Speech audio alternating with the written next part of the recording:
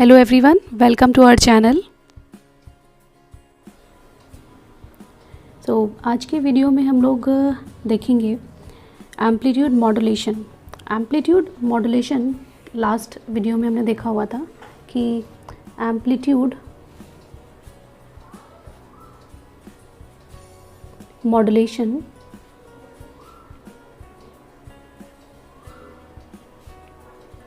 में हम लोगों ने डिफरेंट टाइप देखे थे। Double side band suppressed carrier, double side band full carrier और amplitude modulated signal, single side band suppressed carrier and vestigial side band suppressed carrier. So आज जो हम लोग टॉपिक आगे लेके जाएंगे that is the double side band, double side band suppressed carrier. Clear? So आगे बढ़ने से पहले हम लोग ये देखते हैं कि what is the definition for the amplitude modulation.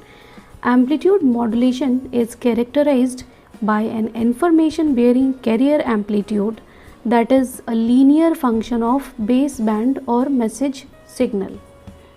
I repeat, amplitude modulation is characterized by an information bearing carrier amplitude. Information bearing carrier amplitude that is a linear function of baseband or message signal. Clear? So the point is, what is message signal and what is carrier signal, what is the information bearing carrier amplitude and what is the linear function. Clear? So these are the terms in our definition for the these are the terms in our amplitude modulation definitions. Now look at a short overview on these terms. Baseband. First is, what is baseband? Baseband is a low frequency signal जिसका कि spectrum zero frequency पे centred होगा. Let the frequency for the message signal is omega M. Then जो हमारे पास message signal होगा उसका जो spectrum होगा वो ज़ीरो फ्रिक्वेंसी पे सेंटर्ड होगा. Clear? Carrier signal, message signal को हम लोग नोटेशन देंगे MT. Now come to the carrier signal. What is carrier? Carrier signal, these are the high frequency signals. High frequency signals and these are the sinusoidal signals. means आपका carrier signal cos omega C T भी हो सकता है, sin omega C T भी हो सकता है, but in general हम लोग जो कैरियर सिग्नल लेके चलते हैं that is the cos omega C T. Clear? So modulation जो होगा वो प्रोसेस क्या है? When we multiply the message signal with the carrier signal that is cos omega ct, तो हमें जो सिग्नल मिलता है रिजल्टिंग सिग्नल वो होता है मॉड्यूलेटेड सिग्नल. इसको हम लोग बोलेंगे xt.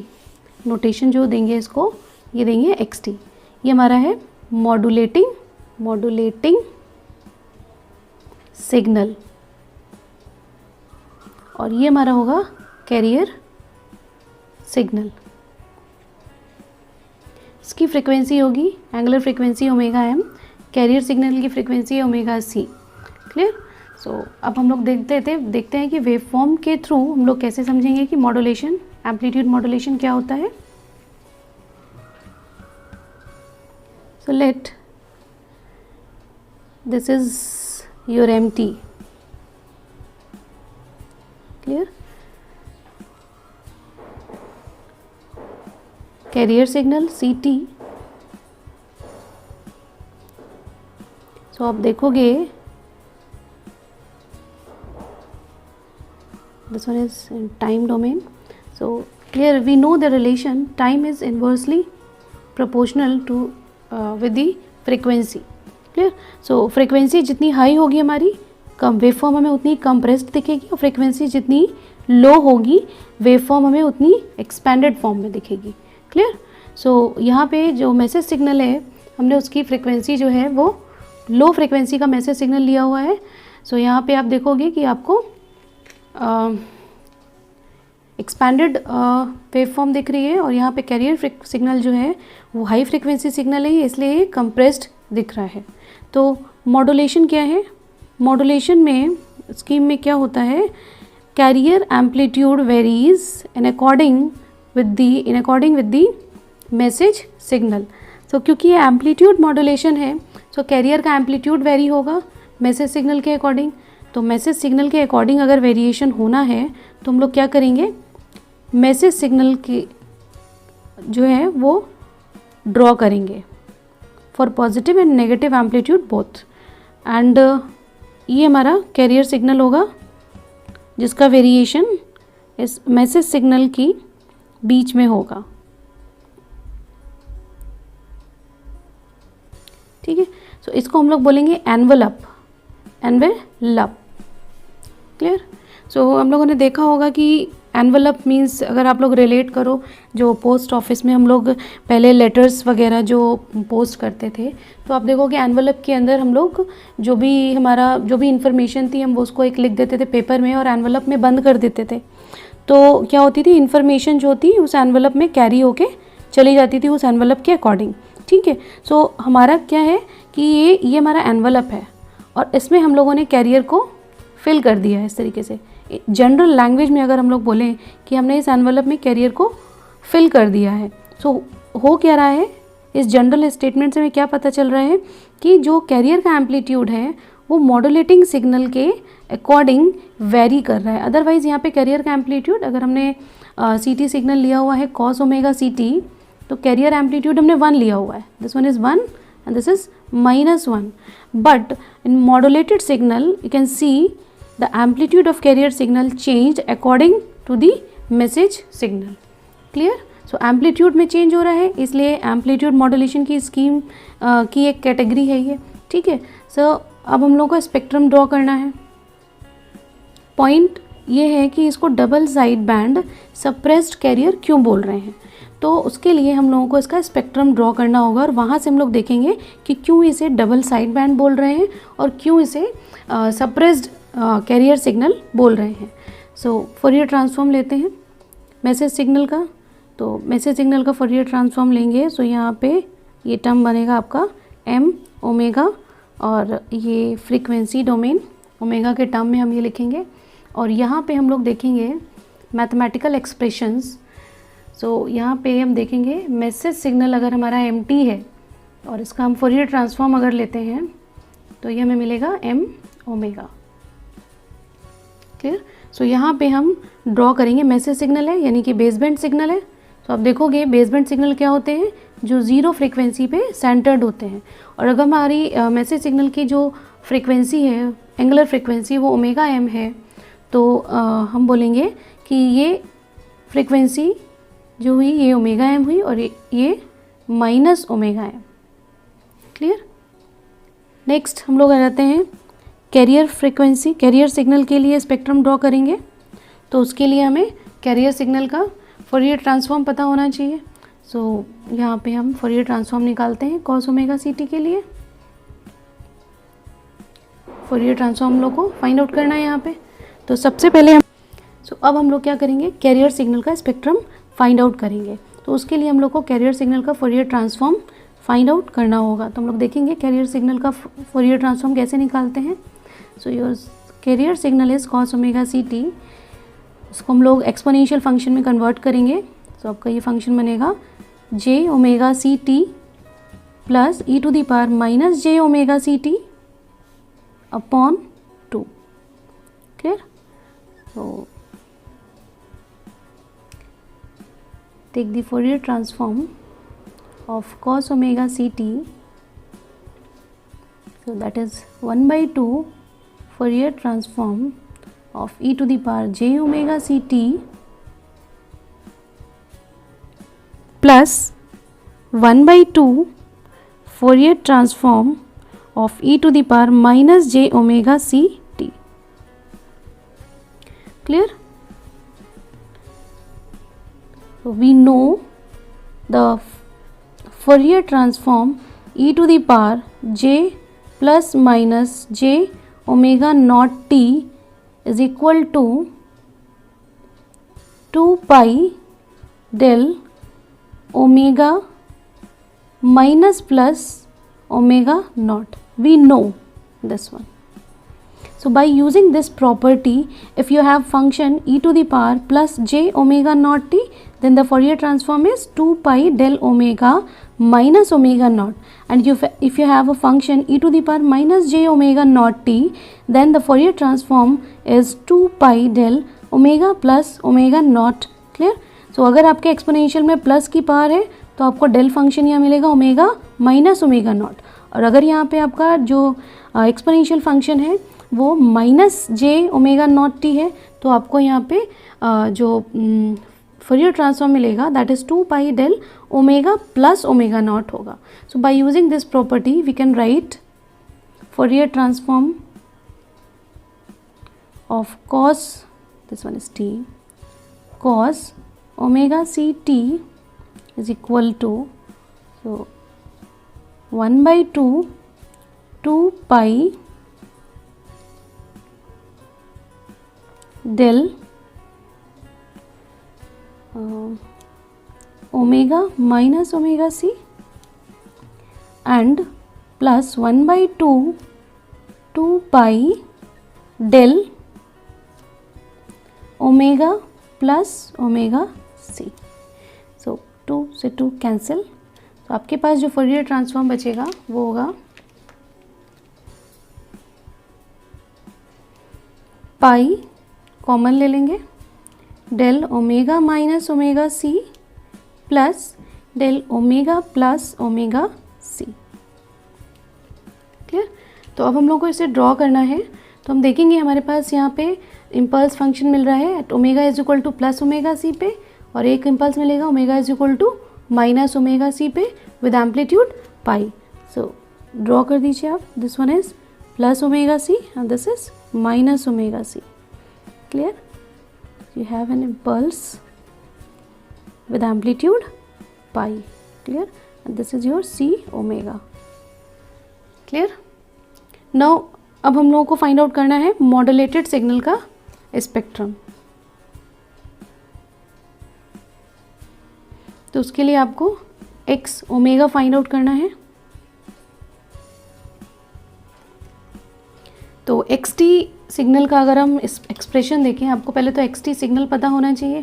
तो xt सिग्नल आपका था, अगर यहाँ पे आप देखो मैसेज सिग्नल और कैरियर सिग्नल का मल्टीप्लिकेशन हो रहा है, तो आपका जो xt सिग्नल आपको मिलेगा वो मिलेगा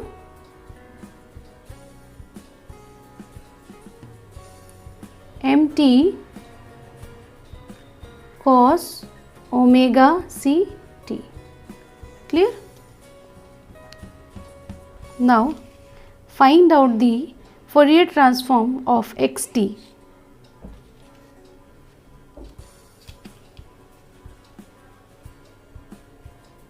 So your xt is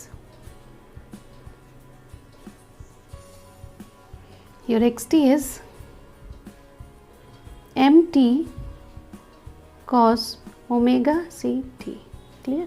So when your message signal having Fourier transform m omega, then mt e to the power j omega naught t plus minus, अगर इसका Fourier ट्रांसफॉर्म हम लोग लें या सिंपल प्लस कर दीजिए, तो ये आपको मिलेगा m omega minus omega not.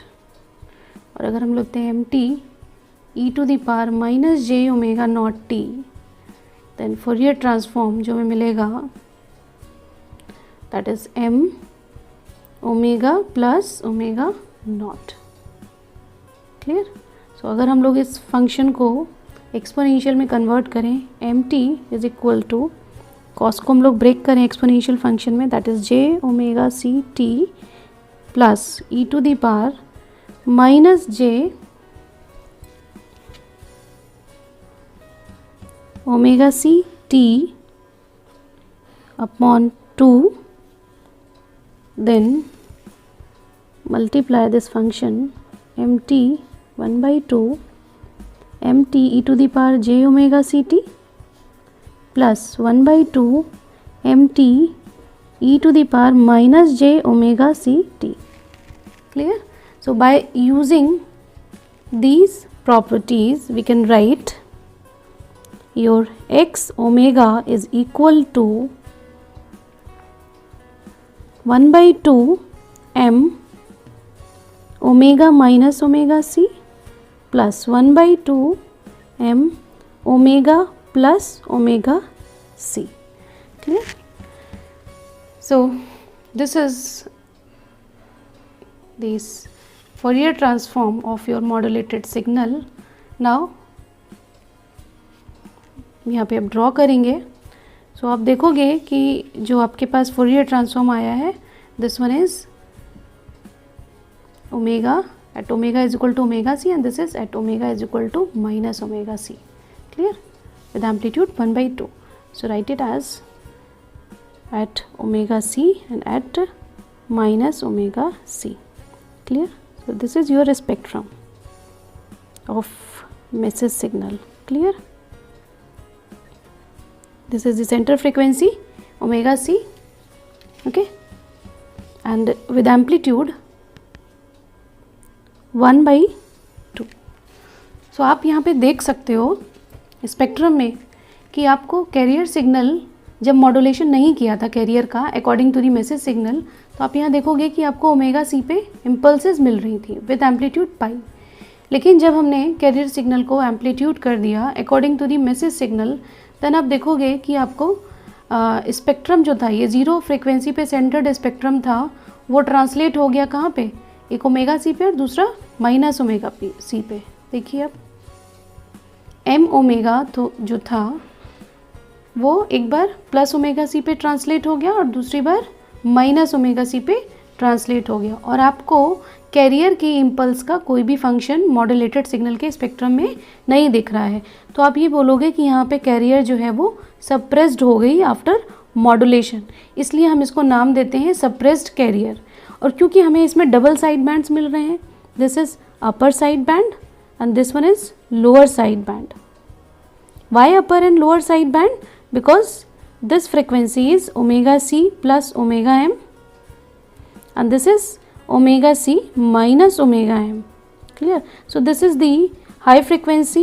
So high frequency पे जो आपको बैंड मिलेगा that is the upper side band, and lower frequency पे जो बैंड मिलेगा वो आपको मिलेगा लोअर साइड बैंड. सो यहाँ पे हमें पर दो साइड बैंड्स हैं, और कैरियर पे जो फंक्शन था, जो कैरियर की इम्पल्स थी वो सप्रेस्ड है, इसलिए हम इस मॉड्यूलेशन स्कीम को नाम देते हैं double side band suppressed carrier modulation scheme. Clear?